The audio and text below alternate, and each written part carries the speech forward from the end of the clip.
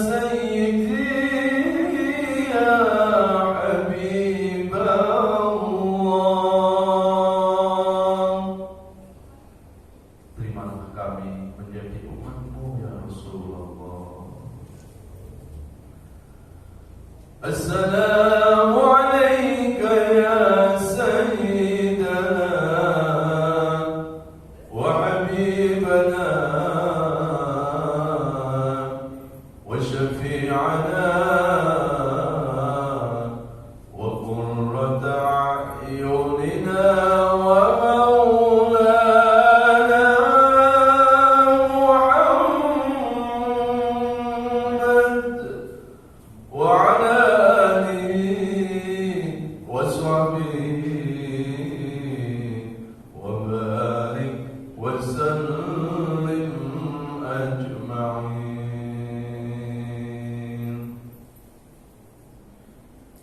Ya Allah, sampaikan sholawat salam rindu kami kepada kekasihmu Rasulullah Sallallahu Alaihi Wasallam. Ya Allah, sandingkan kami, sandingkan seluruh keluarga kami, sandingkan ayah ibu kami, kelak di akhiratmu bisa bersanding dengan Rasulullah di dalam surga, bisa bersanding dengan orang-orang yang kau kasihi. Rabbana taqabbal mahabbatana ila rasulika karim. Al-Fatihah.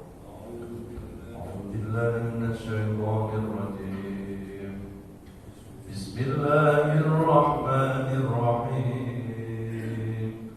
Alhamdulillahi rabbil alamin. Ar-Rahmanir Rahim. Maliki yaumiddin. Iyyaka na'budu wa iyyaka nasta'in. Ihdinas siratal mustaqim. Siratal ladzina an'amta 'alaihim ghairil maghdubi 'alaihim waladdallin.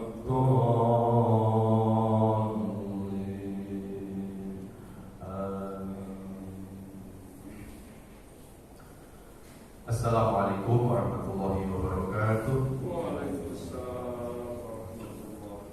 Alhamdulillahirabbil alamin. Allahumma shalli ala Muhammad wa ala alihi wa sahbihi wa barik wa sallim ajma'in. Rabbi zidna ilma wa alhiqna bis-shalihin. A'udzu bi kalimatillahi tammati min syarri ma khalaq. Bismillahilladzi la yadurru ma'asmihi syai'un fil ardi wa la fis sama' wa huwas sami'ul 'alim. Hasbunallahu wa ni'mal wakeel, ni'mal maula wa ni'man nasir. La haula wa la quwwata illa billahil 'aliyyil 'azim. Segenap pengurus DKM yang dirahmati Allah, Bapak Ibu jamaah salat subuh, mudah-mudahan kita selalu dalam lindungan Allah Subhanahu wa ta'ala. Alhamdulillah, kita bersyukur kepada Allah. Berkat izin dan iradahnya, kita masih diberikan kesempatan oleh Allah untuk menikmati indahnya kehidupan dunia ini. Kita berdoa dan berharap kepada Allah, semoga nikmat hidup yang masih Allah berikan kepada kita ini bisa kita manfaatkan untuk memperbaiki diri kita, untuk mendekatkan diri kepada Allah Subhanahu wa ta'ala. Karena semua kita datang dari Allah dan semua kita pasti akan kembali kepada-Nya. Salawat ma'asalam sama-sama kita sampaikan kepada panutan abadi kita Rasulullah Muhammad Sallallahu Alaihi Wasallam. Semoga kita termasuk umat yang mencintai Nabi, dan mudah-mudahan Nabi mencintai kita. Amin ya Rabbal Alamin.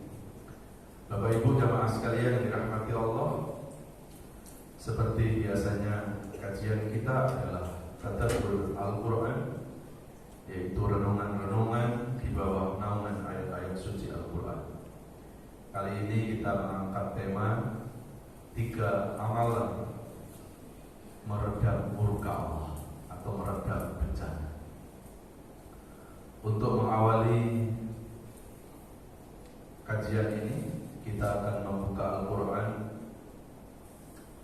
surat Al-A'raf, surat ke-7 ayat 96,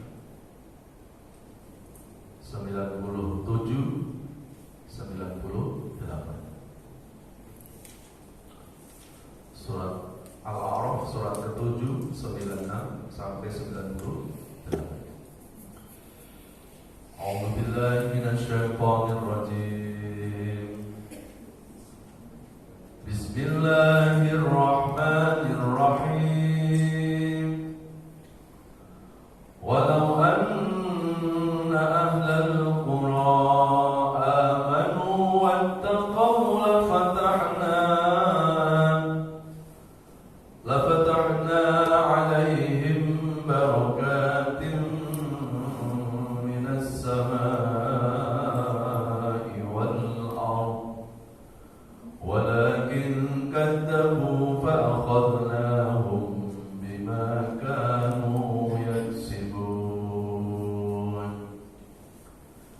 أفأمن أهل القرى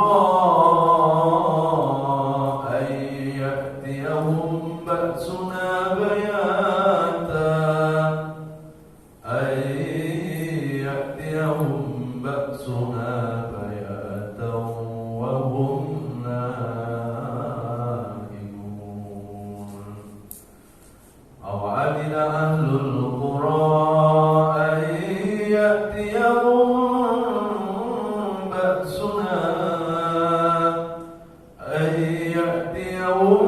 بأسنا ضحى وهم يلعبون أو أمن أهل القرى أن يأتيهم بأسنا ضحى وهم يلعبون.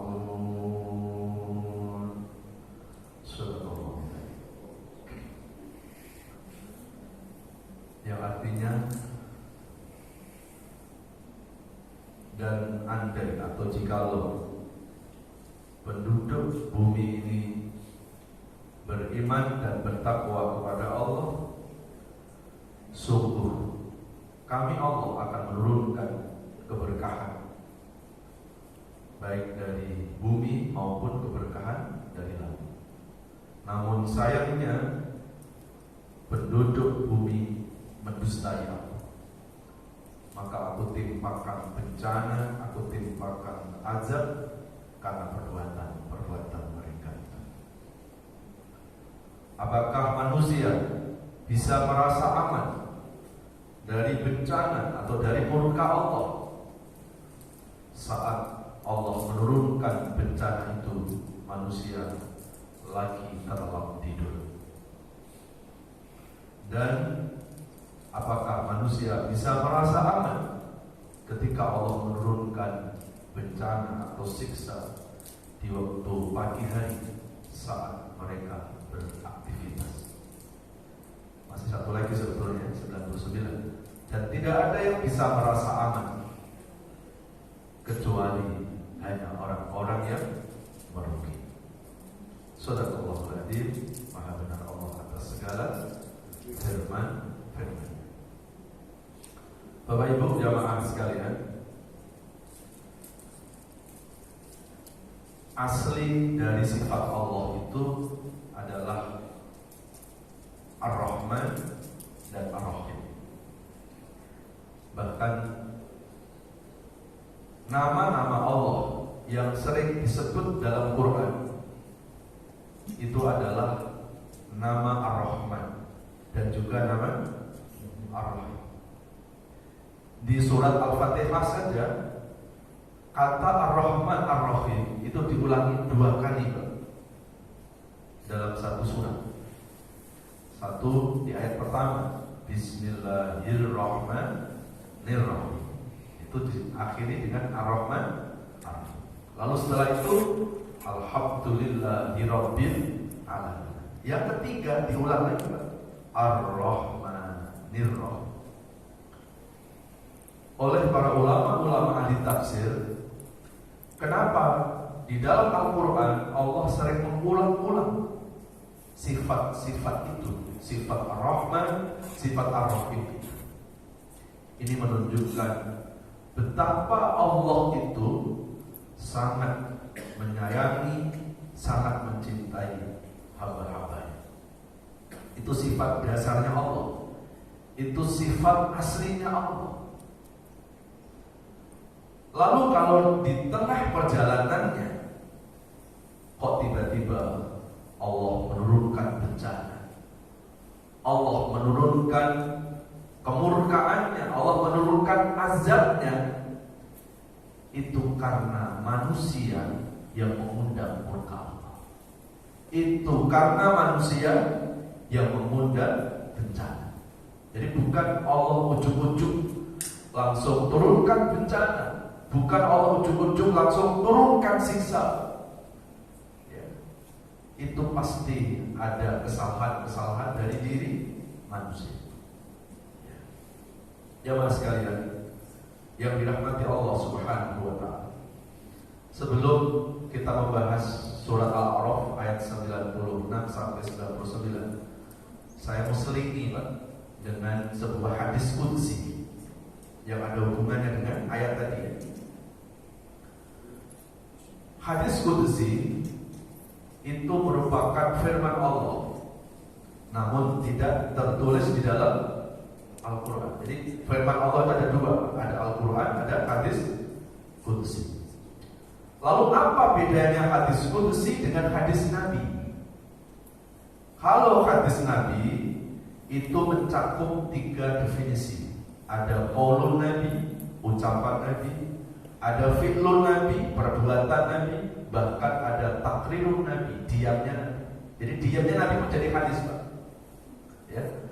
Saat Rasulullah masih hidup, Sayyidina Bilal, yaitu juru azannya Rasulullah, menambahkan tambahan kalimat as-sholatu khairun minan naum. Ya. Rasulullah mendengar itu, dan Rasulullah tidak melarangnya dan juga tidak menganjurkan. Ya. Maka itu menjadi hadis, Pak. Namanya hadis takrirun, diamnya. Andai Rasulullah itu melarang, pasti saat itu Rasulullah akan mengatakan kepada sahabat Bilal, "Enggak usah tambahinlah azan subuh as-sholatu khairum minan." Nah, berarti hukum menambahkan tambahan as-sholatu khairum minan naum dalam azan subuh itu hukumnya mubah. Ya, boleh. Tidak dianjurkan, juga tidak dilarang. Nah, itu namanya hukum apa? Mubah. Maka andai di sebuah masjid azan subuh nggak pakai as-sholatu khairum minan naum, jangan disesat-sesatkan masjid itu. Karena itu memang bukan perintah langsung dari Rasulullah. Itu ijtihad dari Sayyidina Bilal. Karena Sayyidina Bilal berpikir, bedain azan subuh sama azan yang lain. Karena subuh ini kan sebelumnya sebelum waktu subuh kita manusia terlelap dengan tidur. Maka ditambahi as-sholatu khairun minan naum, sholat lebih baik daripada tidur. Nah, namun ada bedanya azan subuh di Arab dengan azan subuh di Bunce, ya. Tapi di Indonesia ya. Kalau di Arab as-sholatu khairun minan naum, as-sholatu panjang, kemudian khairun minan naum pendek. Itu artinya apa? Supaya banyak sholat, ya. Tapi tidurnya pendek, ya. Nah, kalau di kita azan subuh enggak, as-sholatu khairun minan naum.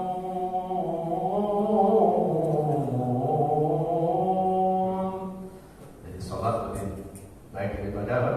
Nah, tidur lebih baik daripada. Ya, sekarang karena kata naumnya dipanjangin. Nah, itu namanya hadis takrirun Nabi, diamnya Nabi. Ya.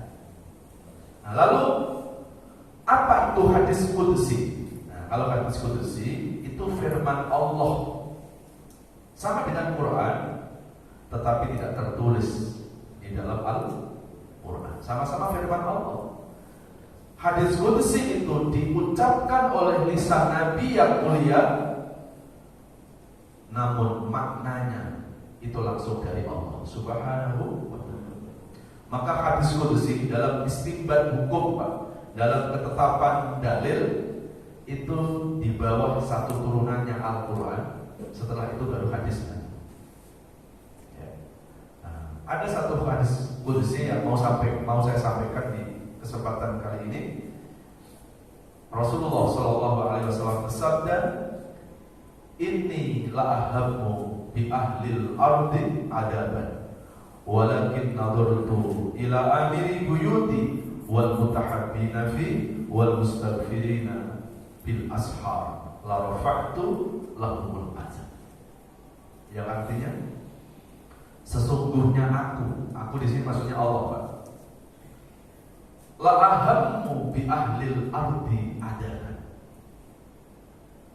Ketika aku melihat manusia-manusia yang sudah dinabubukkan dengan perbuatan dosa dan kemaksiatan. Kalau pakai bahasa kita, Allah tuh gemes. ini Pak, menurunkan pelajaran, menurunkan bencana kepada manusia-manusia yang berbuat dosa itu. Walakin nadartu ila amiri buyuti. Namun kata Allah, ketika aku mau menurunkan bencana kepada manusia-manusia itu, aku masih melihat ila amiri buyuti. Aku masih melihat orang-orang yang memakmurkan rumahku. Ini yang pertama ya, memakmurkan masjid. Wal mutahabbina fi, dan aku masih melihat ada orang yang cinta mencintai karena aku. Saling asah, saling asih, saling asuh. Yang kedua. Kemudian wal mustaghfirina bil ashar, dan aku masih melihat ada orang yang beristighfar, yang minta ampun di saat manusia terlelap tidur. Maka larafaktu lahumul azab, aku angkat bencana itu, aku gak jadi turunkan ke penduduk bumi. Sadaqallahul Azim. Maha benar Allah atas segala firman-firman. Dengan kata lain, ada 3 amalan Pak yang mampu meredam bencana. Ada 3 amalan yang mampu meredam murka Allah Subhanahu wa ta'ala. Apa 3 itu? Pertama adalah memakmurkan masjid. Ya. Sampai Rasulullah SAW bersabda dalam hadis, fa idza ra'aitumur rajula ilal masajid fastashhidu bil iman. Kata Rasulullah, kalau ada orang yang senang mondar-mandir ke masjid, saksikan bahwa dia adalah orang yang beriman. Jadi tanda-tanda keimanan seseorang Pak, itu bukan hanya dilihat dari puasanya saja, dari ngajinya saja, tapi tanda keimanan seseorang itu baik menurut Rasulullah ketika hatinya terpaut dengan masjid, ketika hatinya mencintai masjid. Lalu bagaimana dengan orang-orang yang mengaku beriman tapi hatinya jauh dari masjid? Lalu bagaimana dengan orang yang mengaku beriman kepada Allah tapi gak terasa di masjid? Dan yang lebih sedih lagi, sesekalinya ke masjid disolatin di masjid. Na'udzubillah min. Ini menunjukkan Pak, betapa keimanan seseorang itu ternyata dihubungkan sejauh mana orang itu mencintai masjid. Makanya Rasulullah SAW, kalau kita buka sejarah, saat Rasulullah hijrah dari Mekah ke Madinah, yang dibangun pertama kali di Madinah apa? Masjid. Karena ini hubungannya dengan keimanan. Ya. Kalau kita berpikir secara logik, Rasulullah itu datang ke Madinah sebagai perantau. Kan gak punya Pak saudara di sana, gak punya rumah di sana Pak. Kan Rasulullah kelahirannya ada di Mekah. Sampai usia berapa tahun di Mekah? Sampai usia kenabian. Ya. Diangkat Rasulullah menjadi Rasul dan Nabi usia 40. Dan setelah 40 tahun Nabi masih berada di Mekah. Selama berapa tahun? 13 tahun. Berarti Rasulullah berada di Mekah selama 53 tahun. Sisanya di Madinah sampai wafat. Berarti saat Rasulullah hijrah dari Mekah ke Madinah, meninggalkan pekerjaan, meninggalkan rumah. Pertanyaannya, kenapa sih kok gak rumah dulu yang dibangun? Gak rumah sendiri gitu maksudnya. Saat itu juga ada beberapa sahabat yang membersamai Rasulullah. Harusnya Rasulullah berpikir, iya ya, kan kita orang perantauan nih, kita harus pikirkan itu tempat tinggal, kita harus pikirkan itu sumber kehidupan. Karena Rasulullah orang Mekah, dan Mekah itu kulturnya kan pembisnis Pak, pedagang. Kenapa gak buat ruko gitu? Kenapa yang dibangun adalah masjid? Ini menunjukkan betapa masjid itu adalah merupakan tempat ibadah. Ya, masjid adalah tempat yang sakral di muka bumi. Ya, jemaah sekalian, dan masjid yang dibangun Rasulullah di Madinah namanya masjid apa? Quba. Ya, bahkan ada riwayatnya kan, Pak, man sholla fi masjidi, barang siapa yang sholat di masjidku, maksudnya di masjid Quba itu 2 rakaat, maka sama dengan orang itu mendapatkan pahala umroh tamatan secara sempurna. Ya. Nah, kita dianjurkan, Pak, untuk ziarah ke masjid Quba itu. Itu masjid yang pertama kali dibangun oleh Rasulullah SAW. Dan dari masjid itu Rasulullah kemudian mengembangkan dakwahnya. Bukan hanya masjid itu digunakan untuk ibadah, bukan hanya untuk sholat saja, tapi dari masjid itulah Rasulullah membangun peradaban. Ya, bahkan Rasulullah mengajari perang, mengajari politik. Ya, itu pun di dalam masjid. Nah, ini menjadi nasihat buat kita, Pak. Sebaiknya masjid itu jangan hanya kita jadikan tempat sholat saja, tapi tempat peradaban, tempat muamalah, tempat sosial kemasyarakatan, seperti yang dilakukan oleh Rasulullah SAW. Ya, jadi jangan sampai masjid itu dibuka hanya saat waktu sholat saja. Kalau perlu digunakan untuk hal-hal yang bersifat muamalah. Ya. Nah, inilah masjid Quba yang pertama kali dibangun oleh Rasulullah Muhammad SAW. Kemudian yang kedua, ada peristiwa Isra dan Mi'raj. Di Quran disebutkan apa? Perjalanan Isra Mi'raj itu dimulai dari Masjidil Haram ke Masjidil Aqsa. Pertanyaannya, kenapa kok disebut masjidnya? Kan harusnya yang lebih familiar kan kota.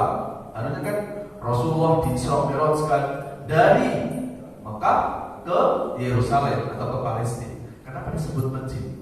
Ini juga sama, Pak, memberikan pesan betapa masjid adalah merupakan sarana untuk melakukan perbuatan-perbuatan kebaikan. Peristiwa Isra Mi'raj yang luar biasa ini juga diawali dari masjid ke masjid.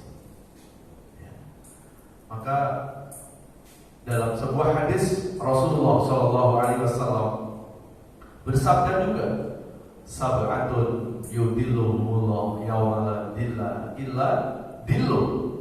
Ada 7 golongan manusia yang nanti pada hari kiamat manusia itu akan mendapatkan naungan Allah, di mana hari itu tidak ada naungan kecuali naungan Allah. Di antara 7 golongan siapa, Pak? Yang nanti akan dijamin mendapatkan pertolongan dari Allah adalah rajulun qalbuhu mu'allaqun fil masjid. Itu orang-orang yang nantinya mencintai masjid. Gak usah kita bicara keutamaan masjid nanti di akhirat akan menjadi syafaat, akan menjadi pertolongan buat manusia. Di dunia saja banyak loh, Pak, peristiwa-peristiwa bencana. Selalu masjid itu ikut ambil bagian, Pak, dalam membantu, dalam menyelamatkan manusia. Masih ingat waktu terjadi tsunami di Aceh, Pak? Semua bangunan kan hancur berantakan semua. Katanya ada bangunan yang dibangun anti gempa, hancur juga. Tapi ada satu masjid, namanya Masjid Baitul Rahmah. Itu di jantung kotanya.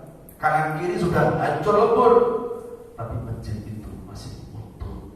Dan orang-orang yang saat terjadi tsunami masuk ke masjid, Allah selamatkan, Allah amankan. Ini di dunia loh, Pak. Gimana nanti di akhirat? Ya. Dan bukan hanya di Masjid Baitur Rahman. Waktu terjadi jebolnya situng Gintung di Ciputat, ya Pak ya, kalau kita lihat ke lokasi masjid itu, ada masjid namanya Masjid Jabal Rahmah.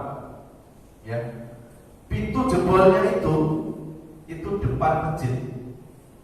Dari pintu jebol 100 meter itu masjidnya Pak. Semua bangunan-bangunan Pak yang jauh dari masjid hancur. Bahkan kata Kak Seto kan tinggal di daerah situ Pak. Dia tuh naruh mobil di depan pagarnya Pak. Itu bisa pindah ke pagar rumah tetangganya. Berarti dorongan air itu sangat kencang, sangat kuat gitu. Logikanya kalau mobil Kak Seto itu terdorong ya kena derasnya air yang jebol air yang mengalir itu, harusnya kan masjid yang 100 meter dari pintu yang jebol itu yang dihantam dulu. Apa mungkin air itu loncat lewat atas atau air itu lewat samping? Sepertinya enggak. Kalau di depan itu ada bangunan, pasti yang dihantam bangunan itu. Dan dengan izin Allah, masjid itu masih utuh sampai sekarang. Dan itu terjadi saat subuh. Dan orang yang berada di masjid selamat enggak Pak? Terus bagaimana yang orang yang saat itu orang itu tidak berada di masjid? Ini adalah sebuah tuntunan, bukan tontonan. Dan saya yakin di beberapa tempat banyak peristiwa-peristiwa yang sama. Saat 2007 terjadi banjir besar di Jakarta, kan ada beberapa masjid yang rumah-rumah pada kebanjiran tetap masuk ke masjid. Ya cuma sayangnya kenapa nunggu banjir baru ke masjid? Ya harusnya kan coba sebelum musibah itu datang, sebelum terjadi bencana itu datang, biasakan kita untuk sering mendatangi masjid. Karena masjid ini adalah rumah Allah. Logikanya kalau kita ada orang masuk ke rumah kita, nggak mungkin orang itu kita nggak jaga. Ya. Dan apalagi kita masuk rumahnya Allah Subhanahu wa Ta'ala, ya, pasti Allah itu akan menjaga kita. Maka beruntung Pak kalau bapak-bapak, ibu-ibu Allah jadikan sebagai pengurus masjid. Berarti kan mengurus rumah Allah. Dan insya Allah kalau kita mengurus rumah Allah, semoga Allah juga akan mengurus rumah tangga kita. Semoga Allah juga akan mengurus perusahaan, kantor-kantor kita. Ya. Jangankan mengurus masjid Pak. Di zaman Rasulullah itu ada seorang ibu-ibu yang pekerjaannya itu apa? Menyapu masjid. Kalau sekarang apa namanya? Marbot. Pada suatu saat Rasulullah bertanya kepada salah satu sahabat yang ada di masjid, menanyakan ibu itu, Pak, kemana ibu yang tukang sapu itu? Kok aku sudah tidak melihat lagi? Apa jawab sahabat Rasulullah? Ya Rasulullah, Rasul tidak akan bisa ketemu lagi sama ibu itu. Loh emang kenapa? Kemana dia? Lalu dijawab oleh sahabat, ya Rasulullah, ibu itu sudah meninggal dunia. Langsung wajah Rasulullah berubah. Wajah Rasulullah berubah merah. Itu melambangkan bahwa Rasulullah itu gak suka dengan sikap sahabat yang sudah tahu ada seorang ibu tukang sapu meninggal. Kenapa gak dikasih kabar ke Rasulullah Sallallahu Alaihi Wasallam? Langsung saat itu Rasulullah minta kepada sahabat itu, tolong aku antar ke kuburannya. Ya. Dan begitu Rasulullah sudah sampai di kuburan, apa yang dilakukan Pak? Rasulullah sholat di atas kuburannya si ibu itu. Dan itu hanya satu-satu kalinya yang dilakukan Rasulullah melaksanakan sholat mayit di atas kuburannya. Kepada siapa? Kepada seorang ibu yang dia bekerja untuk mengurus rumah Allah, tukang sapu Pak. Ya. Maka ini menjadi hukum. Andai ada orang yang meninggal dunia, kita udah nggak sempat untuk datang ke rumahnya karena waktunya mepet, karena sudah macet di jalan Pak, langsung kita ke kuburannya. Dan itu dibolehkan kita sholat mayit di atas kuburan orang itu, asal satu kita sudah tahu orang yang meninggal adalah orang yang soleh, seperti yang dilakukan oleh Rasul. Jadi kalau ada istilah nggak boleh sholat di atas kuburan, itu sholat 5 waktu. Tetapi sholat mayit itu pernah Rasulullah lakukan. Dan yang istimewa apa? Rasulullah lakukan cuma sekali Pak, kepada tukang sapu. Apa artinya itu Pak? Beginilah Rasulullah memuliakan orang-orang yang hatinya itu terpaut dengan masjid. Itu tukang sapu Pak. Gimana kalau kita ngurus? Gimana kalau kita hati kita selalu memikirkan ya masjid ini? Ya, maka mudah-mudahan ya, kita diberikan keikhlasan oleh Allah Subhanahu Wa Taala untuk selalu hati kita memakmurkan, mencintai, dan hati kita terpaut dengan masjid. Mudah-mudahan kita ditakdirkan Allah termasuk ahlul masjid, orang-orang yang mencintai masjid. Itu baru tukang sapu. Gimana kalau yang bangun masjid kan? Gimana yang mewakafkan tanahnya? Gimana yang membuat kegiatan di masjid? Gimana yang menyumbangkan hartanya? Saya yakin ini pasti akan membuat senyumnya Rasulullah SAW, akan membuat senangnya Rasulullah SAW. Ya. Jamaah sekalian yang dirahmati Allah SWT, kita kuatkan satu ayat lagi Pak. Betapa pentingnya kita punya kewajiban untuk memakmurkan masjid, yaitu surat At-Taubah surat 9 ayat ke-18. Innama ya'muru masajidallahi man amana billahi wal yawmil akhir wa aqama as-salata wa ata az-zakata wa lam yakhsha illa Allah fa'asa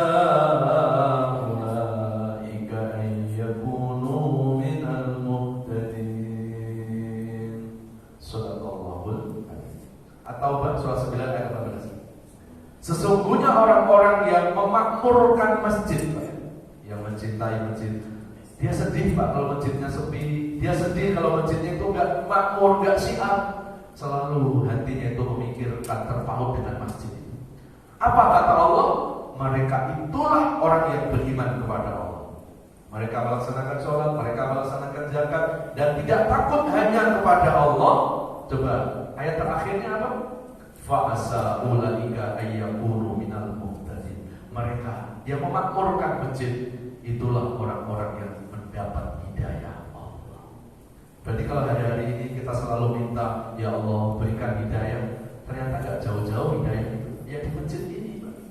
Tapi hari ini berapa banyak orang selalu minta hidayah tapi hidupnya jauh dari masjid. Yang membuat hati kita itu dekat dengan masjid itu sebetulnya bukan fisik Pak. Ya, yang membuat orang itu dekat dengan masjid sebetulnya bukan fisik, bukan rumah, tapi hati. Ada orang yang rumahnya jauh tapi hatinya dia dekat dengan masjid. Masjid terasa dekat. Ya, maka saat turun ayat ini Pak, ini asbabun nuzulnya ayat ini, itu para sahabat Rasulullah itu rame-rame Pak mau jual rumahnya. Kenapa menjual rumah? Karena rumahnya jauh. Kepingin rumahnya itu dekat masjid biar hari-hari ada di masjid. Lalu Rasulullah SAW mendengarkan ya hal-hal seperti itu. Lalu Nabi mengatakan, kenapa kalian mau jual rumah? Hanya gara-gara rumah kalian jauh dari masjid. Kalian mau beli rumah dekat masjid. Padahal yang membuat engkau dekat dengan masjid itu bukan rumahmu, bukan fisikmu, tapi hatimu, kata Rasulullah Sallallahu Alaihi Wasallam. Dan Rasulullah mengatakan, likulli khutwatin ilal masjid, setiap langkah kita menuju masjid, satu langkah Allah angkat derajat kita, Allah ampuni dosa, dan satu langkah Allah akan memberikan kebaikan-kebaikan kepada kita. Setelah Rasul menyampaikan itu Pak, akhirnya para sahabat gak jadi menjual rumah ya. Kenapa? Karena para sahabat pun berharap bukan hanya mendapatkan pahala memakmurkan masjid, tapi mendapat pahala langkah-langkahnya menuju masjid. Semakin jauh langkahnya, semakin akan menambah pahala di sisi Allah Subhanahu wa Ta'ala. Maka yang rumahnya dekat dengan masjid Pak, sebaiknya jangan langsung ke masjid Pak, muter dulu ya. Lewat mana? Ya, lewat pejaten ya. Baru menuju masjid. Begitu sudah sampai masjid Pak, sudah selesai Pak berjamaah. Hanya dapat langkahnya tapi tidak dapat berjamaah. Enggak begitu maksudnya. Artinya apa? Setiap perjuangan kita berangkat ke masjid Pak, itu gak disia-siakan oleh Allah. Langkah-langkah kita pun dihitung ibadah oleh Allah Subhanahu wa ta'ala. Ada yang tanya, Pak Ustaz, kalau langkah kaki, kalau bawa mobil gimana? Ya, satu putaran roda. Ya. Insya Allah itu pun juga akan ada nilai di hadapan Allah Subhanahu wa ta'ala. Nah, inilah amalan pertama Pak, yang menurut hadis qudsi ini akan meredam bencana, akan meredam murka Allah, meramaikan masjid. Apalagi kondisi kan sudah semakin membaik ya Pak ya. Pemerintah sudah melonggarkan PPKM ya. Yuk kita mulai menyemangati diri kita untuk sama-sama memakmurkan masjid, memakmurkan rumah Allah Subhanahu wa ta'ala. Kemudian yang kedua, amalan yang bisa meredam murka Allah, apa yang kedua? Wal mutahabbina fi. Nah, ini sesuai dengan kondisi yang dialami saudara-saudara kita di Cianjur. Wal mutahabbina fi. Ya, tebarkan kasih sayang. Ini pun juga akan meredam murka Allah. Kita kan selalu minta, ya Allah sayangi kami, rahmati kami. Gimana Allah akan merahmati kita? Kita aja gak merahmati orang lain. Kita aja gak menebarkan kasih sayang kepada orang lain. Kan masih ada kan Pak, di grup-grup WA itu dengan teganya, sepertinya menganggap bahwa bencana di Cianjur itu kan karena Delitalo. Itu kan karena di sana banyak maksiat, banyak LGBT, kemudian banyak orang yang murtad, banyak orang berbuat dosa. Pantas kalau Allah turunkan azab di sana. Menurut saya, ya, sangat tidak elok dalam kondisi-kondisi yang seperti ini. Kemudian sepertinya kita membangun narasi ini karena berbuat dosa, karena maksiat. Kalau karena dosa dan maksiat, emang Jakarta nggak kurang maksiat? Emang Jakarta gak banyak orang berbuat dosa? Ya, koruptor ada di sini, ada di Jakarta. Jadi jangan kita dalam kondisi yang seperti ini lalu kita membangun ya narasi-narasi sepertinya ya biarin aja, itu kan karena dosanya. Itu karena kita belum merasakan Pak. Coba kalau itu terjadi pada saudara kita, atau kalau terjadi pada diri kita, ya, begitu baca WA yang seperti itu, seperti apa perasaan? Mereka sudah kehilangan anaknya, mereka sudah kehilangan orang tuanya. Bahkan sampai sekarang ini ada beberapa rumah Pak yang roboh yang belum diketahui Pak, kemana orang-orang yang ada di rumah itu. Masih terus evakuasi. Tiba-tiba membangun narasi-narasi yang kayak begitu. Kalau urusan dosa, urusan maksiat, sebaiknya kita serahkan kepada Allah saja. Ya. Biarkan Allah, kalau perlu Allah menghukum, biarkan Allah yang menghukumnya. Kita manusia gak usah ikut menghakimi, gak usah ikut menghukum. Kita sebagai manusia harusnya lebih melihat dari sisi kemanusiaannya saja. Ya. Jadi saya pikir ya mulailah Pak, dalam kondisi yang kayak begini, tumbuhkan empati kita, tumbuhkan kepedulian kita. Bahkan sampai Rasul mengatakan di dalam hadis, man lam yahtam bi amril muslimin falaysa minna. Kalau orang itu gak punya kepedulian Pak, gak termasuk golongan umatku. Ternyata untuk menjadi umat Rasulullah gak cukup kita sholat di masjid saja Pak, tapi kepedulian itu juga menjadi ukuran umat Rasulullah Sallallahu Alaihi Wasallam. Bahkan sampai Nabi mengatakan, tidak termasuk umatku kalau ada orang yang kelaparan sementara dirinya dalam kekenyangan. Dalam kondisi yang kayak begini, alangkah indahnya kita bangun empati, bangun simpati. Kenapa Pak? Karena yang terjadi di Cianjur itu pun bisa terjadi pada diri kita. Ada jaminan Pak? Nggak ada jaminan Pak. Ya, kan ayatnya tadi Pak di surat berapa? Al-A'raf 96, 97, 98, 99 tadi kan jelas itu Pak. Manusia nggak bisa merasa aman kalau Allah sudah menurunkan bencana di saat manusia terlelap tidur, di saat manusia lagi beraktivitas. Kejadian tsunami di Aceh, orang lagi beraktivitas hari libur pagi-pagi Pak. Terjadinya gempa di Padang, di Jogja saat orang-orang lagi lemah dalam tidur pulas. Siapa yang bisa merasa aman? Waktu terjadi tsunami di Aceh, apa kata orang Jogja? Untung saya di Jogja, begitu. Ternyata nggak lama terjadilah gempa di Jogja. Begitu kena gempa di Jogja, kata orang Pangandaran, untung saya nggak di Jogja, saya di Pangandaran. Masih ingat Pak? 2007 menghantam Pangandaran. Dan orang Jakarta berkata, alhamdulillah untung saya nggak di Pangandaran.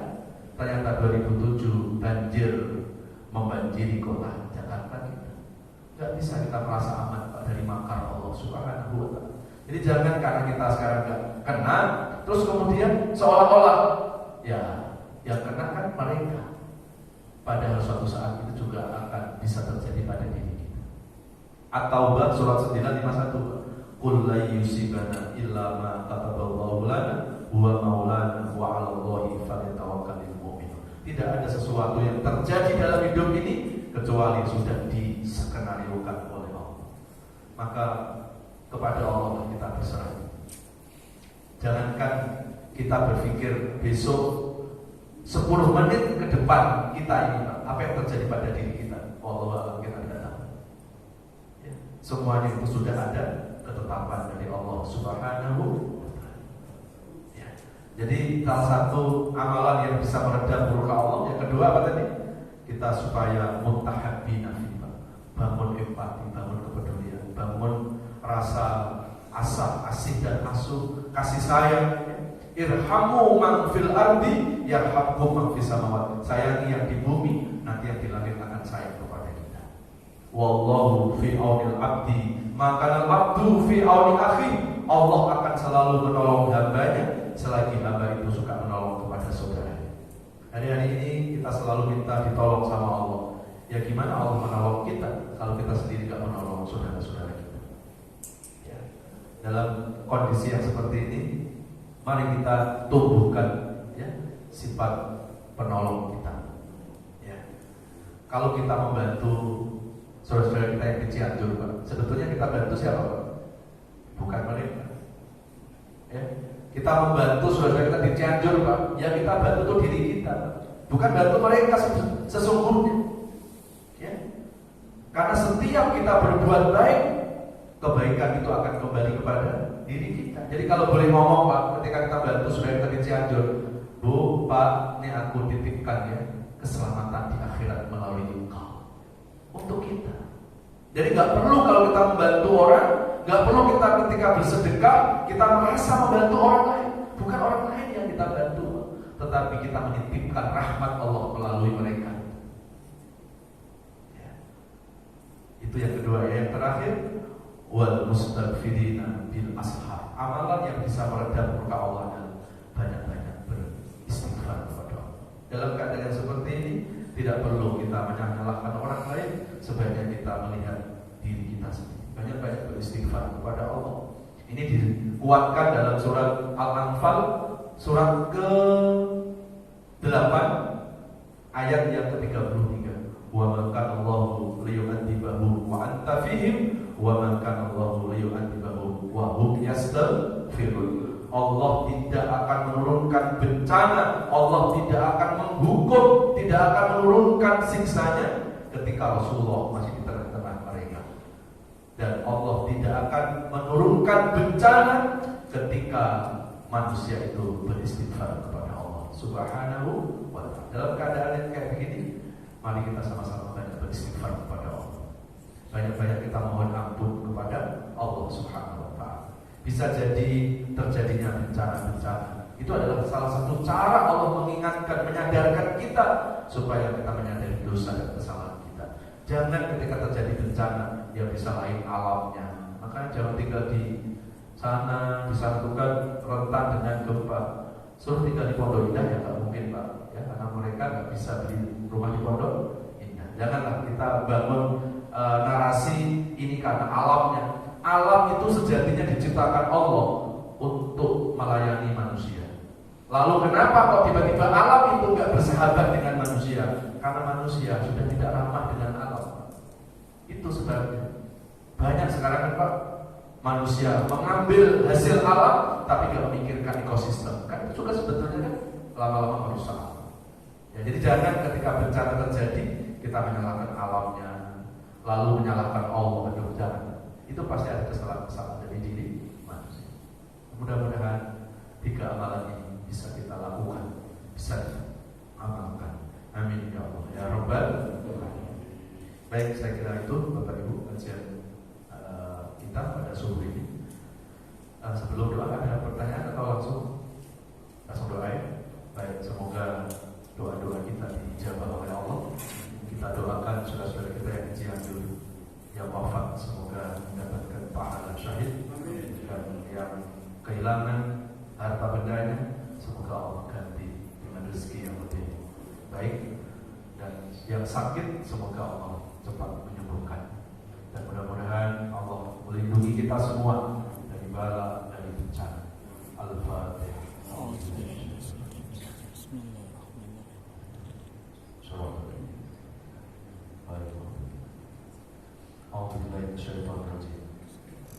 Bismillahirrahmanirrahim. Alhamdulillahirabbil alamin. Allahumma shalli ala Muhammad wa ala alihi wa sahbihi wa barik wa sallim ajmain. Ya Allah, bila hidup ke depan kami ini masih membawa kebaikan-kebaikan, ya Allah, mohon panjangkan usia kami, ya Allah. Berikan kesehatan jasmani rohani kami, ya Allah. Angkat seluruh penyakit-penyakit kami, ya Allah, baik penyakit fisik maupun penyakit hati yang susah diobati. Ya Allah, berikan keikhlasan dan kesabaran dalam menjalani sisa-sisa hidup ini, ya Allah. Jadikan sisa-sisa hidup kami ini menjadi hidup yang jauh lebih baik, hidup yang lebih berkah, hidup yang penuh ibadah, hidup yang mampu memperbaiki diri, ya Allah. Ya Allah, ajarkan kepada kami makna bersyukur, ya Allah, agar kami mampu mensyukuri semua kenikmatan-kenikmatan yang Kau berikan kepada kami. Jangan Kau silaukan kami karena kenikmatan-kenikmatan dunia ini, ya Allah. Jangan Kau perdayakan kami terlalu cinta kepada dunia ini, ya Allah, karena kami yakin semua ini titipan-Mu, ya Allah, dan semua ini pasti akan kembali lagi kepada-Mu, ya Allah. Ya Allah, ajarkan kepada kami makna sabar, ya Allah, agar kami mampu mensikapi semua cobaan hidup ini dengan penuh keikhlasan, dengan penuh ketabahan. Kami sadar, kami yakin, ya Allah, apapun yang terjadi dalam hidup ini, apapun yang menimpa kami, semua ini adalah rencana-Mu, ya Allah. Semua ini adalah takdir-Mu, ya Allah. Kami tidak mungkin mampu melawan rencana-Mu, ya Allah. Berikan kekuatan kami agar kami mampu ikhlas, tabah, sabar menghadapi ujian-ujian-Mu, ya Allah. Ya Allah, ajarkan kepada kami makna tawakal, ya Allah, agar kami mampu berserah diri hanya kepada-Mu, ya Allah. Karena sehat, sakit, hidup, mati, semuanya sudah ada dalam genggaman-Mu, ya Allah.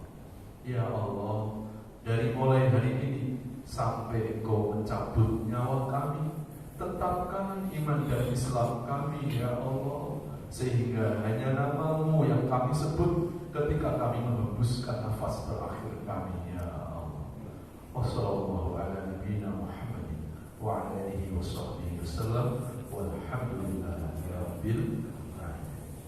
Subhanakallahumma wa bihamdika, asyhadu an la ilaha illa anta, astaghfiruka wa atubu ilaik. Kalau ada kekurangan, mohon dibuka pintu maaf. Kalau ada kebenaran, semata-mata datang dari Allah Subhanahu wa ta'ala. Kepada Allah saya mohon ampun, pada Bapak Ibu saya mohon maaf. Wabillahi taufiq wal hidayah. Wassalamualaikum warahmatullahi wabarakatuh.